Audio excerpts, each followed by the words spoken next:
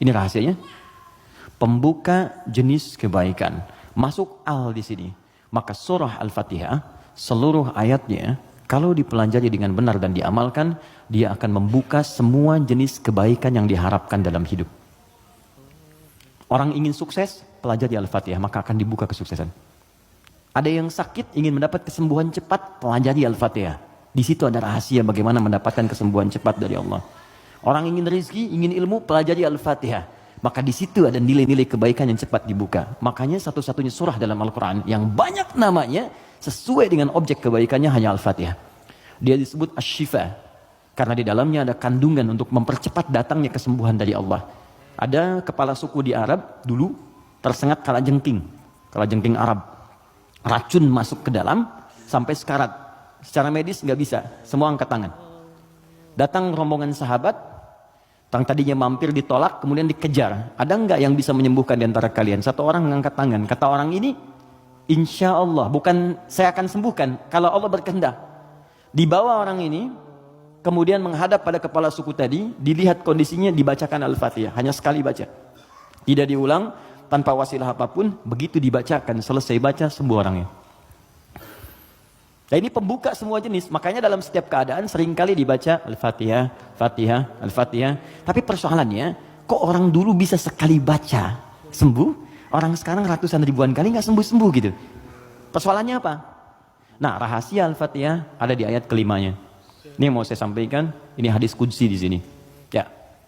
Ayat kelima, yuk kalau kita hitung dari Bismillah, Bismillahirrahmanirrahim, Alhamdulillahirabbil alamin, Arrahmanirrahim, Maliki yaumiddin. Kelima, Iyyaka na'budu wa iyyaka nasta'in. Saya bacakan hadis qudsinya, ini yang mengiringi ayat ini saat diturunkan.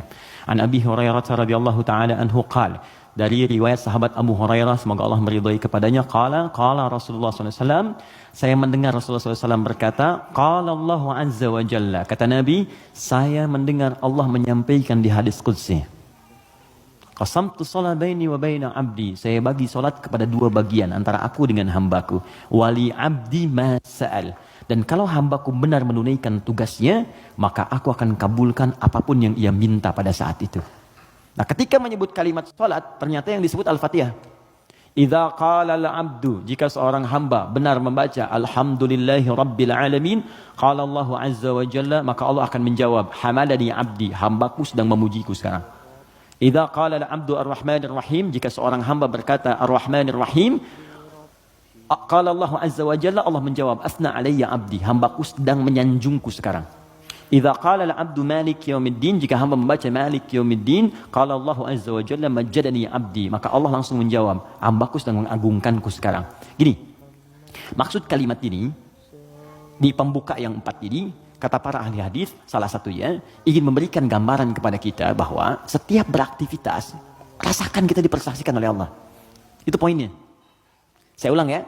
Kalau Anda ingin mendapatkan janji dari kemuliaan Al-Fatihah ini, maka rumus yang pertama, kata para pakar hadis, rasakan setiap kali kita berinteraksi, sekalipun hanya berkata itu, rasakan Allah mengawasi kita. Itu yang disebut ihsan namanya. Apa namanya? Ihsan. Itu ada di hadis Muslim, nomor hadis yang ke-8, paling kiri sebelah atas. Hadis Muslim. Nomor hadis yang ke-8. Di Al-Arba'in, nomor hadis yang kedua. Riwayat Umar bin Khattab. Ihsan an ta'budallaha ka'annaka tarah fa illam takun tarahu fa innahu yara. Perhatikan baik-baik. Anda jadikan, kata Nabi, ini rumus cepatnya, kalau semua hidup ingin dimudahkan oleh Allah, semua ingin dibuka kebaikannya, maka pertama jadikan semua aktivitas kita sebagai ibadah. Itu poinnya. Yuk teman-teman yang kerja, niatkan ibadah. Kalau Anda cuma kerja aja, jangankan Anda, yang belum beriman pun kerja juga. Coba cek. Anda bisnis, dia bisnis. Bisnisnya sama dengan Anda. Anda kerja, dia kerja. Kerjanya sama dengan Anda. Di kantor yang sama, jamnya sama, pekerjaannya sama. Dia belum beriman, Anda beriman.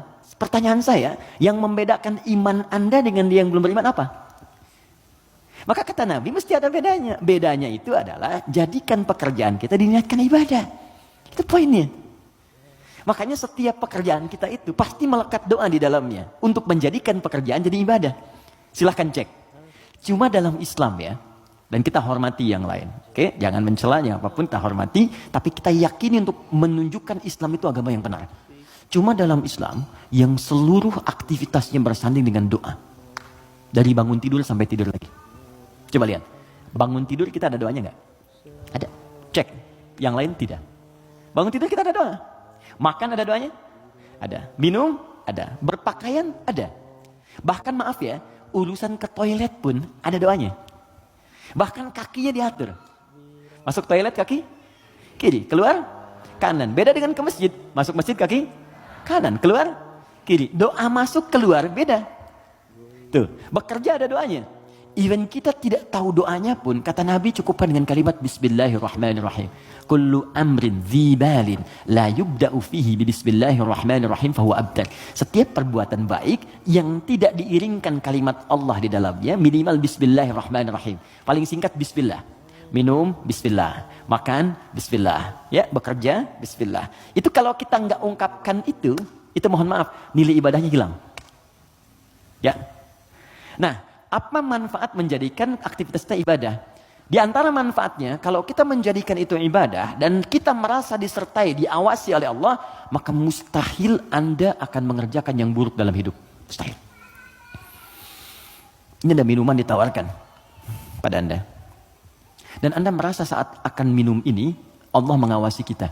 Maka mustahil Anda akan menyentuh minuman yang tidak disukai oleh Allah. Mustahil. Demi Allah saya katakan.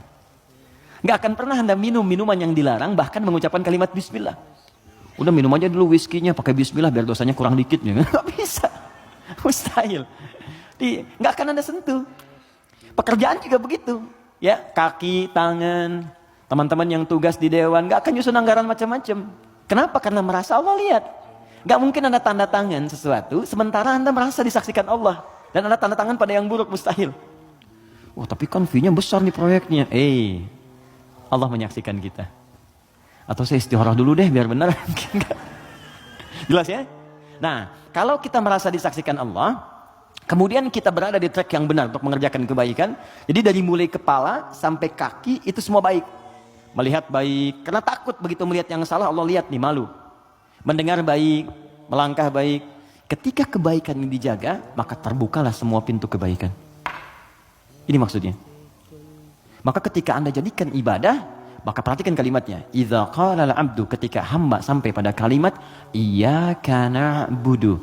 Ya Allah, kepadamu saja, untukmu saja. Perhatikan cara menerjemahkannya. Kami beribadah. Maksudnya kami jadikan semua aktivitas kami sebagai ibadah hanya kepadamu saja.